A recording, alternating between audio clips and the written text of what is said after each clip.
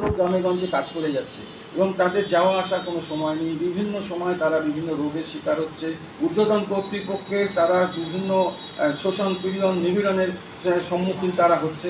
এই তো গতকালই পুনাতে একজন স্কেল 3 অফিসার তিনি কিন্তু সুইসাইড করে মারা গেছেন। তিনি সুইসাইডার নোটে লিখেছেন যে আমার উপরে এত চাপ রয়েছে আমি সহ্য করতে পারিনি, সেই জন্য আমি সুইসাইড করেছি।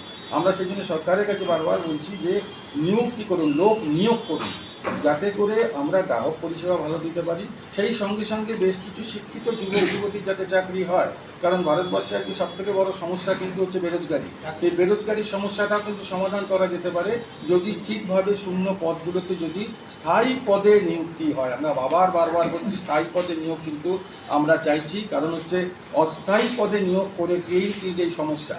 আজকে দেখছেন যে বিভিন্ন জায়গায় যে সমস্যা তৈরি হচ্ছে, সে রাজ্য স্তরেই বলুন কি কেন্দ্রীয় স্তরেই বলুন, সিভিক ভলেন্টিয়ারকে নিয়েই কিন্তু এই সমস্যা হচ্ছে। অস্থায়ী কর্মচারী, তাদের কোনো দায় দায়িত্ব নেই। আমরা যার জন্য বারবার বলছি স্থায়ী পদে লোক নিয়োগ করুন, অস্থায়ী পদে নয়।